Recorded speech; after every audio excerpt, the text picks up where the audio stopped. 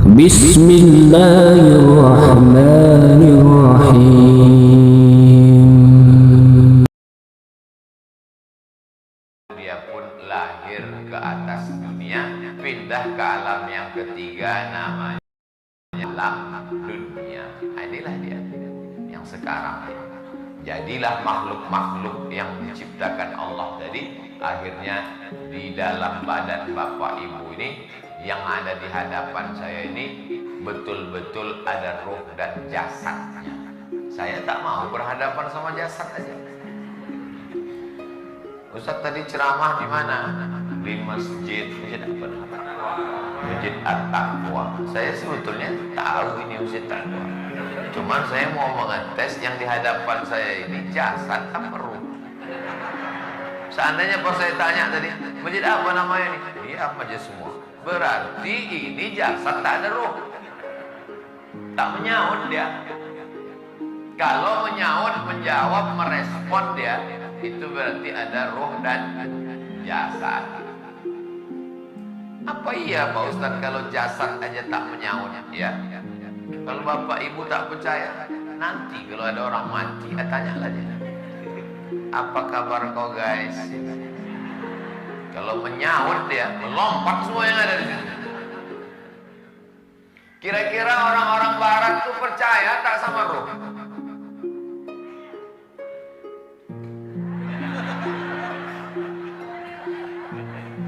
Kira-kira orang Barat tuh percaya tak sama ruh? Orang Barat, kalau dia tenggelam di laut, dia kasih kode minta selamatkan helikopter pesawat dari atas. Kodenya namanya SOS. Apa arti SOS? Save our soul. Save, S-A-V-E, selamatkan. O-O-U-R, our. Soul, S-O-U-L, selamatkan jiwa kamu. Sebelum Islam datang ke Indonesia, apakah orang Nusantara ini percaya kepada ruh? Percaya. Mana buktinya? Bangunlah jiwanya, bangunlah badannya untuk Indonesia. Jiwa itulah ruh. Karena kalau cuma badan aja, berkuranglah lagu Indonesia Raya. Jadi semua manusia percaya bahwa ada zahir, ada batin, ada material, ada spiritual, ada materi, ada non materi, ada fisik, ada metafisik, ada yang nampak, ada yang tak nampak. Dan nanti sampai masanya ruh itu keluar dari badan. Alhamdulillah, ruh masih ada dalam badan. Makanya tadi kita katakan waktu mata kita terbuka, alhamdulillahilladzi ahyana. Segala puji bagi Allah yang menghidupkan aku, menghidupkan kami, ba'dama amatana, yang sebelumnya kami mati. Ada di antara bapak ibu yakin semalam bahwa kita akan hidup subuh ini? Dan makanya sebelum tidur tadi malam, saya tengok ke atas, Bismika Allahumma ahya wa ku sebut nama Engkau ya Allah, dengan ini aku hidup, dengan ini aku mati. Kalau aku hidup sampai besok pagi, aku akan tausiah. Kalau aku mati malam ini, digantikan ustaz lain. Jangan pernah kita berpikir bahwa kita akan hidup besok pagi. Terbuka mata saya tadi, saya tengok Ustaz Harun Hasim di pintu. Terlambat saya bangun. Beliau udah sampai ke penginapan. Wadah, rumah dia jauh. Pak Ustaz Harun Hasim, kita tengok di pintu terjaga. Sampai masanya nanti kita terbangun, tengok Mungkar Nakir. Marabbuka, man nabiyuka, man qiblatuka, man imamuka, man ikhwanuka, marabbuka. I don't speak Arabic.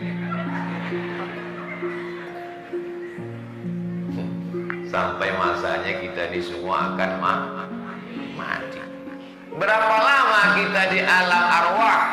Tak ada yang tahu.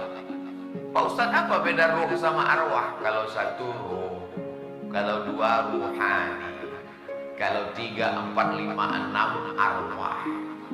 Jadi beda ruh dengan arwah. Kalau bahasa kampung kami, plural and singular. Bentuk tunggal dan bentuk jamak. Itu beda bahasa Arab sama bahasa Melayu. Kalau bahasa Arab satu tilmid, kalau banyak talamid, kalau satu bab, kalau banyak abwab. Kalau bahasa Melayu enggak, kalau satu pintu, kalau banyak pintu-pintu. Kalau satu murid, kalau banyak murid gitu upin-ipin. Nah, jadi kalau ada yang bertanya nanti, mak, ada tadi menyebut alam roh, ada yang menyebut alam arwah. Apa beda roh sama arwah? Sama-sama aja tuh. Kalau roh satu, kalau arwah banyak. Berapa lama kita di alam arwah? Yas'alunaka 'anir roh. Kalau mereka bertanya kepadamu ya Muhammad sallallahu alaihi wasallam tentang roh, qulir rohu min amri rabbi. Katakan roh itu urusan Allah. Wa ma utitum minal ilmi illa qalila. Tidaklah kamu diberikan ilmu tentang roh melainkan sedikit saja. Yang pula nanti balik dari pengajian ini langsung mengkaji. Saya ingin melihat roh di mana letaknya, di tumit apa di kepala. Kita hanya disuruh percaya bahwa ada roh, dan nanti sampai masanya roh keluar dari badan, lalu kemudian badan ini pun membusuk. Makanya jenazah dikubur cepat-cepat. Kalau dia orang baik, cepat dia berjumpa dengan kebaikannya. Kalau dia orang tak baik, cepat-cepat kita campakkan beban dari pundak. Jangan sampai jenazah sampai lebih 24 jam, karena akan keluar cairan. Meninggal pagi, kuburkan cepat. Bagaimana kalau meninggal malam? Kuburkan malam juga. Banyak sahabat Nabi meninggal malam, dikuburkan malam. Tempat kita kenapa tak dikuburkan malam? Tukang gali kubur tak mau. Pak, bisa gali kubur malam nih? Aku tak mau. Kalau kalian mau, galilah sendiri. Selama ini tak ada tuh yang pedulikan aku. Tak ada, kalian kasih insentif bulanan. Gaji 13 tak kalian siapkan. Sekarang minta pula kalian malam. Gak tahu kalian ini tak ada jam kerja. Pergi pulang kalian. Besok pagi kalau mau. Datang jam 8.30. Aslinya begitu meninggal langsung mandikan, langsung kafankan, langsung sholatkan, langsung kuburkan. Kalau sudah sampai 24 jam, kaku-kaku. 24 jam kali 2, 24 jam kali 3, mulailah yang cairan-cairan yang lembek-lembek membusuk. Mata isinya air busuk, menghitam. Itu maka hantu hitam. Apa namanya itu? Hah? Tahu orang tuh. Lalu kemudian darah ini kan mengalir. Siapa yang mengalirkan darah nih? Allah. Melalui apa? Melalui jantung. Jantung berdegup, berdetak, menyemburkan darah ke otak, ke tangan, ke mata, ke kaki. Itu makanya orang diabetes itu ujung-ujung membusuk karena darah tak sampai.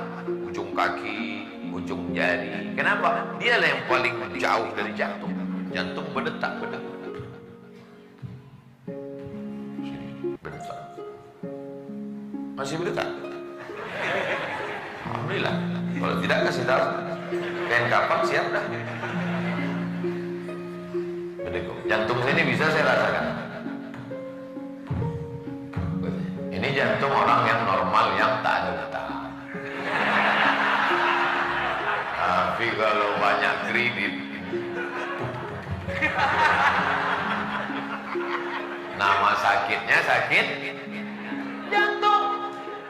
Kemana Pak Haji yang kemarin selalu kalau pengajian bisa mendadak dia Pak Ustaz. Mendadak karena sakit jantung. Berhenti dia berdetak.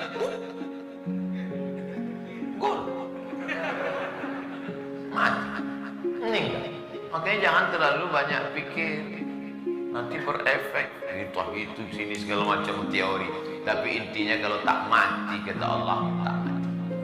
Itulah maka kita selesai sholat katakan La ilaha illallah wahdahu la syarika lah lahul mulku walahul hamdu yuhyi wa yumit. Putus kaji. Habis putus kaji, habis sholat subuh. Yuhyi wa yumit wa huwa ala kulli syai'in. Bendensing peluru di telinga, serangan dari Belanda, Jepang. Tak mati-mati ya tuh kita orang tua. Tapi ada orang menembak main game online mati. Tak ada pelurunya. Kalau tak mati kata Allah tak mati. Keberanian tak membuat kau cepat mati. Pengecut tak membuat lambat mati. Itulah yang membuat nenek moyang kita dulu berjihad melawan Belanda dan Jepang. Takbir! Si pitung melawan. Maka anak-anak muda ini mesti kita ajarkan bahwa kalau kau tak mati kata Allah, tidak. Berapa banyak orang divonis dokter mati. Menangis istrinya, abang, kata dokter, tenang ya bu, sabar aja. Ini 3 hari lagi selesai. Ibu teman senyum, alhamdulillah lapang hati saya. 3 hari dokter tuh mati dulu. Mati dulu. Berapa banyak orang divonis mati tak mati. Tapi jangan gara-gara ini nanti kalian balik, anak-anak muda balik dari pengajian, pergi ke kampus, bapak-bapak pergi kerja.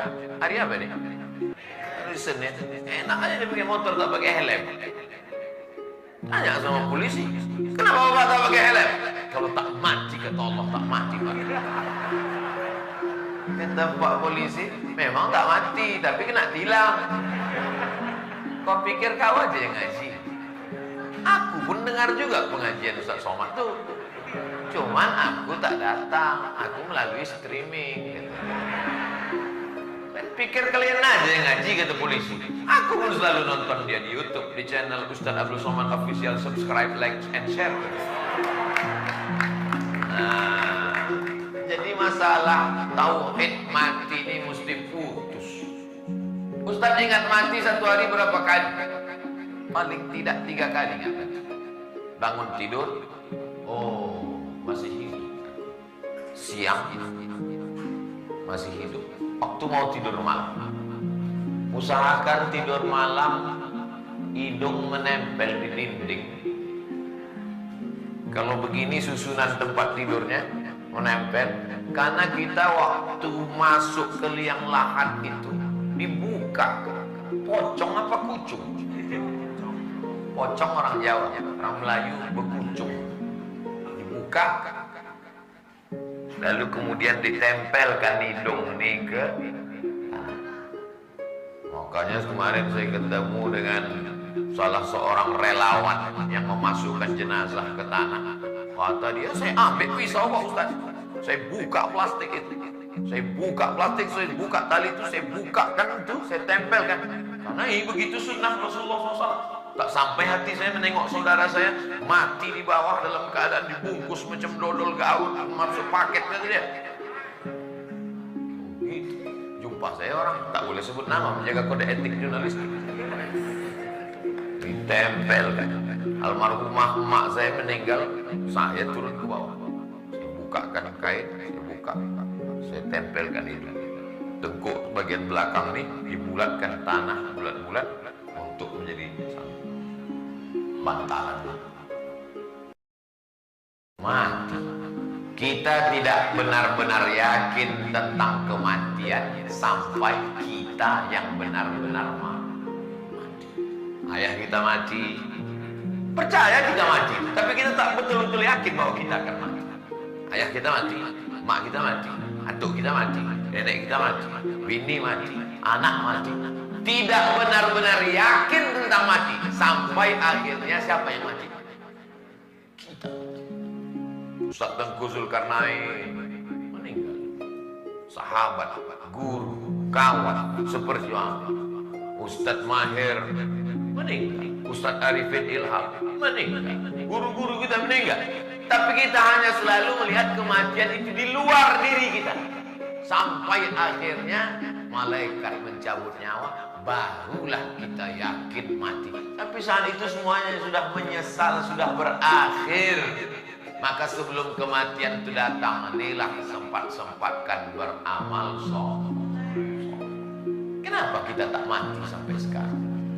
Kenapa tetangga kita, kawan kita, sahabat kita, orang tua kita, kawan sekelas, kawan sekantor, sama-sama seperjalanan? Kalau ditengoklah kawan saya dengan saya, satu kelas, kuliah sama-sama, duduk dekat, sama-sama sarapan. Kalau ditengoklah kami berdua, dipanggil dokter, tanya, Pak dokter, menurut ilmu Bapak, antara orang berdua nih, siapa duluan mati? Tunjuknya saya. Sampai hari ini, sampai hidup. Banyak orang ragu nengok saya. Ustaz, jadwal jangan banyak-banyak Ustaz. Kalau ada jamaah yang ngomong begitu, itu berarti dalam hati dia tak lama lagi mati Ustaz. Tak mati sampai sekarang, hidup. Allazi khalaqal mauta, Allah menciptakan mati, wal hayata, Allah menciptakan hidup. Untuk apa? Liyabluwakum ayyukum ahsanu amala. Enaknya pengajian di Masjid Taqwa ini, hafal Quran semuanya. Itu kita bacakan nyambung. Allah ingin menguji siapa yang paling baik amalnya. Bangun tadi langsung beramal. Alhamdulillahilladzi ahyana ba'da ma amatana wa ilaihi nusyur. Masuk ke toilet kaki kiri. Allahumma inni a'udzubika minal khubuthi wal khaba'is. Membuka pakaian dari kiri dulu, memakai pakaian kanan dulu. Amal sunnah Rasulullah sallallahu alaihi wasallam. Mandi karena badan berpeluh berkeringat biar supaya bersih. Malaikat tak mau dekat orang yang bau-bau. Man akala basolan, siapa yang makan bawang merah atau sauman bawang putih, fal ya'tazil masjidana, jangan dekat-dekat. Fal ya'tazil musallana, jangan dekat-dekat tempat sholat. Makanya Nabi menganjurkan supaya bersiwak.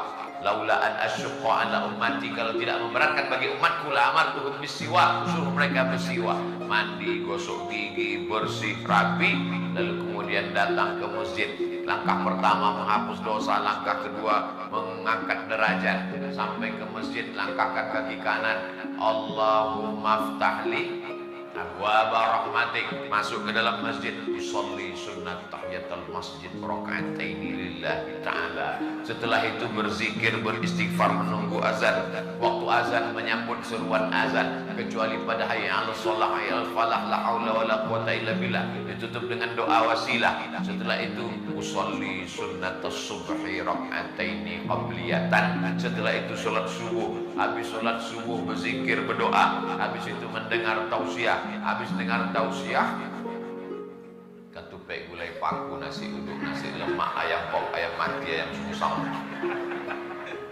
Makan itu pun ibadah juga. Allahumma barik lana fima razaqtana wa qina azabannar. Istirahat mau tidur, tidur itu pun ibadah juga. Bismika Allahumma, jangan dibaca. Mau tidur biasa sudah. Tapi kalau ada jamaah yang tidur waktu pengajian, dapat tak pahala? Maka kalau ada bapak mau tidur, tidur. Tetap dapat pahala. Tertulis dalam catatan malaikat, pengajian, pengajian, pengajian, pengajian. Keterangan tidur, tidur, tidur, tidur. Belum pernah saya marah menengok jamaah tertidur. Berpuluh tahun ceramah, belum pernah saya. Itu apa kalian tidur? Walaupun anak-anak. Karena kalau orang tidur pengajian masih syukur dia mau ngaji. Orang tahu pengajian, betul? Jangan gara-gara ini tidur pula syukur. Jamaah yang dimuliakan Allah Subhanahu wa taala. Sampai kapan lagi kita hidup nih Pak Ustaz? Tak ada yang tahu. Wa ma tadri nafsum madza taksibu ghadan. Tak ada yang tahu apa yang akan terjadi besok pagi. Wa ma tadri nafsum bi ayyi ardin tamut. Tak ada yang tahu di mana dia mati. Tapi berpesan untuk mati. Baik. Aku kalau mati di Batam, jenazahku jangan kirim ke Pekanbaru. Kuburkan. Jangan pula anyutkan ke Sungai Siak. Karena membawa jenazah ini mahal. Tak usah memberatkan orang. Ini berpesan, kalau aku mati, tolong kirimkan jenazahku ke tempat kelahiran. Apa tak menangis anaknya semua? Oh, kenapa kalian menangis? Ayah kami meninggal. Ayah orang mati juga ya. Kau kenapa menangis? Pesannya Pak Ustadz mesti dibawa ke kampung. Kampungnya di mana? Di Medan. Ninggalnya di mana? Di Papua. Patutlah menangis. Berapa ongkos tiket pesawatnya? Memberatkan. Kalau mau berpesan jangan begitu. Berpesan, ruko yang ada di pinggir jalan itu kupesankan, kuwakafkan untuk Masjid At-Taqwa. Bagus apa tak bagus? Apa pula bagus, ruko itu bukan punya dia? Oh, cepat aja pengurus diterima wakaf. Tengok dulu surat-suratnya. Kami di yayasan tak sering kena PHP. Wakafkan tanah ini, pas dicek di BPN, entah siapa punya surat. Nah, sampai pada akhirnya kita pun mati. Sorban ini bukan main. Senang saya pakai sorban hitam. Tadi coklat saya bawa, tak diterima. Ganti hitam. Apa manfaat sorban hitam? Tak nampak dakinya. Insya Allah kemana-mana saya pakai terus. Tapi kalau mati saya dibawa atau tidak sorban? Tidak. Peci ini hadiah orang dari mana kalau peci merah? Jawara Betawi. Kalau mati tinggal. Baju ini pun hadiah juga orang dari Jakarta. Mereknya apa mereknya? Pokoknya yang mahal-mahal itulah. Tinggal. Sepatu dikasih orang dari Aceh, asli kulit, tak pakai nyambung, putar ke bawah. Makanya takut betul saya hilang sepatu itu. Semana keadaan aman kan? Dari ujung rambut sampai ke ujung kaki, kalau sudah mati tinggal. Maka prinsip hidup jangan terlalu sayang. Hilangkan rasa memiliki. Karena kalau sudah kuat rasa memiliki, kalau dia hilang, sakitnya tak tertanggungan. Itu maka ibu jangan terlalu merasa memiliki bapak. Karena kalau sampai bapak itu nanti dilarikan pelakor, gimana ibu? Siap ibu kehilangan bapak? Siap kan orang itu? Apalagi Pak, kesempatan. Insya Allah selama hayat di kandung badan, bapak menasehatkan ibu untuk takut kepada Allah, ibu pun menasehatkan bapak untuk senantiasa allati tu'inu ala imanihi, perempuan yang solihah membantu iman suaminya. Amin. Tapi bahwa terlalu yakin bahwa setelah kita mati dia akan ikut, tidak. Sehidup semati bang. Maksud sehidup semati itu apa? Aku hidup, kau mati. Makanya harta berubah menjadi gono gini, kau begono, aku begini. Lalu yang akan kita bawa mati menghadap Allah. Kalau sempat kaki melangkah ke masjid, kalau sempat tangan subhanallah, alhamdulillah, Allahu akbar, Allahu akbar, Allah.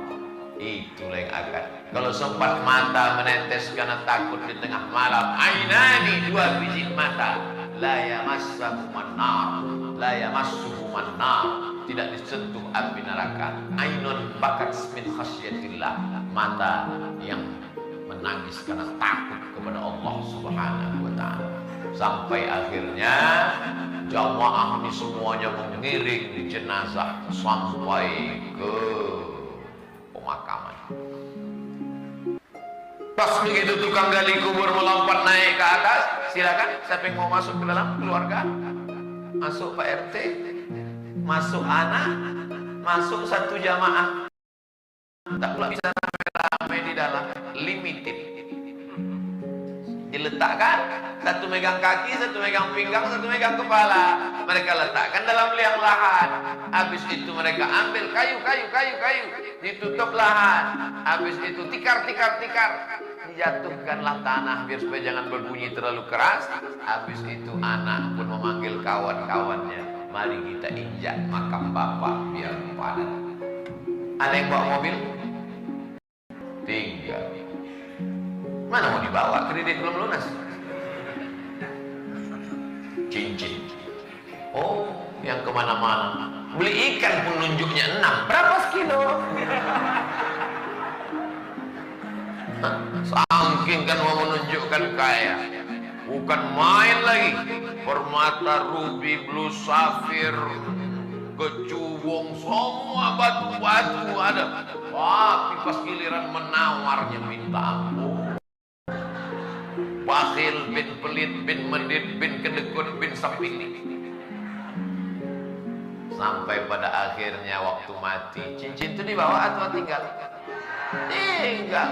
Subang dilepas, anting dilepas, rantai dilepas, gelang kaki dilepas, masuk ke cuci tangan. Laki pun tersenyum menengok. Tapi jangan pula gara-gara ini nanti ibu marah sama bapak nih. Dek, mana kopi abang? Buatnya sendiri. Baru aku paham, patutlah mata kau tajam menengok cincinku selama ini. Sudah dijelaskan Ustaz Somad pagi tadi, bukan itu maksud saya. Supaya selama hayat di kandung badan masih bergerak, masih berkedip, masih bercakap, masih menggegap, masih melangkah, masih mengayun, masih berpikir, masih hidup di atas muka bumi Allah, beramal soleh. Innal insana lafi khusr, rugi. Yang untung siapa? Illal ladzina wa amilus wa tawasaw bil haq wa tawasaw bis sabr. Apakah kita ini beriman? Asyhadu an la ilaha illallah wa asyhadu anna Muhammadan amanu wa amilus shalihat. Kenapa lebih dulu iman baru amal soleh? Karena orang yang beramal soleh tidak diterima kalau tidak Sekarang orang saya tengok suka-suka hatinya aja. Bisa pula mentahlilkan orang tak Islam. Kau mau kemana? Mau tahlilan. Ke rumah siapa? Ke rumah si anak. Yang mati siapa? Si pulang. Tapi dia tak Islam. Yang penting baik. Mana bisa? Ini sudah rooming. Tidak satu server. Fatihah, Qul Huwallah, Yasin, doa hanya sampai kepada aman. Tapi bukan berarti kita memusuhi tetangga kita yang beda agama. Datang sekedar mengucapkan bela sungkawa. Saya ikut bela sungkawa karena sebagai tetangga dia selama ini baik. Tapi kalau untuk berkirim doa, sampai apa tak sampai? Karena syaratnya mesti aman. Ini sekarang orang seenaknya saja. Ini namanya sinkretis, mencampur-campur agama. Yang enak dicampur itu es, bukan agama. Agama kita tidak urus agama orang lain. Wala ana abidun ma'abadtum wala antum abiduna ma'abud lakum dinukum. Agama ini ada aturannya. Yang membuat aturan itu siapa? Allah. Ati'ullah, tengok Quran. Wa ati'ur Rasul, tengok hadis. Wa ulil amri minkum, ulama yang berijtihad. Imam Syafi'i dalam bidang fikih, Imam Asy'ari dalam bidang akidah, Imam Junaid al-Baghdadi, Imam al-Ghazali, Bahauddin an-Naqsyabandi, Abul Hasan asy-Syadzili dalam bidang tasawuf. Ini sekarang orang tak lagi ikut ulama. Kau mentahlilkan orang beda agama, ya, mana sampai? Terserah Allah. Mana bisa terserah Allah? Allah sudah menjelaskan dalam Quran, menjelaskan dalam sunnah. Wa may yabtaghi ghairal islami dina, siapa yang mencari jalan selain Islam, falan yuqbala minhu, tidak akan diterima. Wa huwa fil akhirati minal khasirin, di akhirat dia termasuk orang yang rugi. Itulah maka Nabi berkirim surat kepada Raja Persia, namanya Kisra. Aslim taslam, masuk Islam kau Raja Persia. Apa kata Raja Persia itu waktu membaca surat Nabi? Bacanya surat Nabi, disobeknya surat Nabi. Sampai berita itu ke Nabi, ya Rasulullah, disobeknya suratmu ya Rasulullah. Apa kata Nabi? Mazzaqallahu mamlakatahu, sebagaimana dia menyobek suratku, maka Allah sobeklah kerajaannya, tumbang kerajaan Persia. Padahal waktu itu kerajaan dunia ini yang paling kuat adalah Persia. Baca surat Ar-Rum. Ghulibatir Rum, Romawi dikalahkan oleh Persia, tapi kemudian kerajaan Persia hancur berkeping. Di mana Persia itu sekarang? Iran. Tapi ada yang menerima surat Nabi, orang Mesir, kotanya Alexandria, didirikan oleh Raja Alexander the Great di Mediterania, 200 km dari Kairo. Nama rajanya Jirjis, panggilannya Mukautis. Waktu datang surat Nabi, diciumnya surat Nabi, dimasukkannya ke dalam kotak kain. Ini tempat tisu, masuknya tempat kayu. Dikirimnya madu untuk Nabi Muhammad SAW. Nama madu itu asal Banha, satu provinsi di Mesir penghasil madu. Diminum Nabi madu itu. Walaupun beda agama, kalau dia kirim hadiah, kita makan boleh. Boleh dimakan? Boleh. Babi bangga? Madu apa pula salah? Madu yang tak suka itu cuma ibu aja. Lalu jangan konsen terus kita. Ini ngaji kita nih yang itu. Mana pula bapak nih, pantang dipancing. Lalu kemudian dikirimkannya kain untuk Nabi. Kain itu disimpan oleh Nabi. Lalu kemudian dikirimkannya bighal. Bighal itu lebih besar dari keledai, lebih kecil dari kuda, tunggangan. Dipakai Nabi. Dikirimkannya dua perempuan, satu namanya Sirin, satu lagi namanya Maria. Maria itu melahirkan anak Nabi laki-laki namanya Ibrahim, meninggal 18 bulan, makamnya di Baqi di Madinah samping Masjid Nabawi. Ada istri Nabi orang Mesir namanya Maria Al-Qibtiyah. Dikirimi surat raja-raja itu oleh Nabi. Aslim taslam, masuk Islam kau, insya Allah kau akan selamat. Inilah dakwah, mengajak orang masuk Islam. Ada pula orang sekarang mengatakan tidak penting akidahnya apa, tidak penting agamanya apa, yang penting baik. Baik penting, tapi kebaikan tidak diterima kalau tidak asyhadu an la ilaha illallah wa asyhadu anna Muhammadan. Jadi kalau kita sayang sama tetangga kita, sayang sama keluarga kita, sayang dengan masyarakat kita, mendakwahkan Islam bukan dengan kebencian, bukan dengan permusuhan. Orang masuk Islam tertarik, kenapa? Karena Islam bersih, karena Islam ini agama yang rahmatan lil alamin. Cemanalah dia mau tertarik masuk Islam? Jalan-jalan dia, belum lagi sholat, baru jalan-jalan, keluar dari masjid hilang sholat. Mana lah orang mau tertarik masuk Islam? Selesai tabligh akbar pengajian, timbun sampah. Itu sampah jatuh. Gimana lah orang mau tertarik masuk Islam? Begitu sampai ke masjid, kalau di tempat lain orang tanya, excuse me, permisi, toiletnya di mana ya? Kalau di masjid enggak, cukup tarik nafas panjang. Tahu di mana toilet? Saking kan bau. Setan pun tak mau masuk toilet. Padahal toilet tempat setan. Bacaan masuk toilet kan aku berlindung dari setan. Setan jantan, setan betina. Rupanya setan jantan betina ketemunya di Allahumma inni a'udzubika minal khubuthi wal khaba'ith. Rupanya di dalam toilet pun tak mau setan masuk saking baunya. Gimana orang mau tertarik masuk Islam? Alhamdulillah ada orang masuk Islam, bukan menengok umat Islam, tapi karena membaca di internet. Nabi itu orangnya baik, Nabi orangnya lembut, Nabi orangnya pemaaf, Nabi orangnya sabar. 10.000 pasukan dibawanya ke kota Makkah. Setelah dia diusir, dihina, pamannya dipotong telinganya, hidungnya digunting, ditusuk pakai benang, dijadikan liontin rantai, jantungnya dibelah, dikunyah. 10.000 pasukan dibawanya masuk ke kota Makkah, naik kuda gagah perkasa dengan tombak baju besi dan anak panah, pedang terhunus.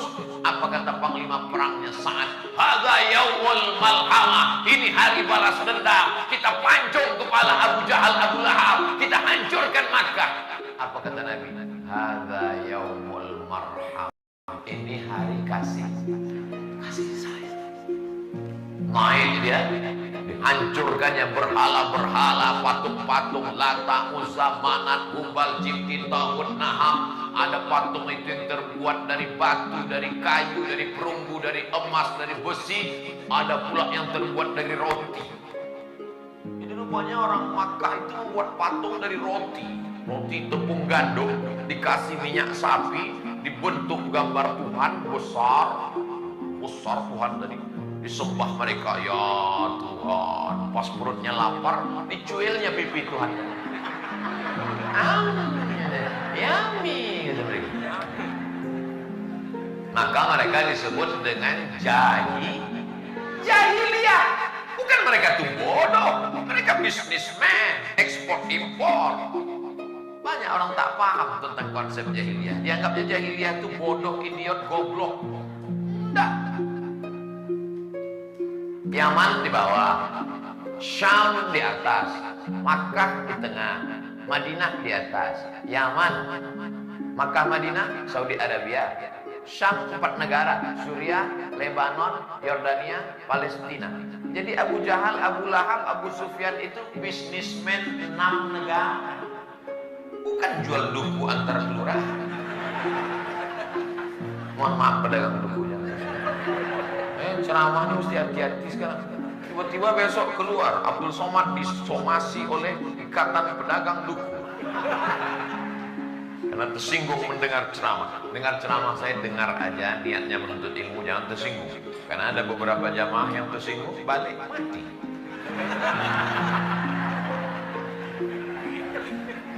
Lalu kemudian Nabi Shallallahu Alaihi Wasallam setelah hancur berhala-berhala itu, dia pun tegak. Menggigillah ketakutan orang Makkah ini. Ini nanti kami dipotongnya lah telinga kami, diguntingnya lah hidung kami, dibelahnya lah jantung kami, dikunyahnya karena kami sudah berdosa mengusir dia dulu 8 tahun yang lalu. Lalu apa kata Nabi? Ilhabu wa antumut tulaqa. Pergilah kamu karena kamu bebas sebebas-bebasnya. Waktu itulah mereka bersyahadat, kau memang hebat ya Muhammad sallallahu alaihi wasallam. Asyhadu an la ilaha illallah wa asyhadu anna Muhammadan.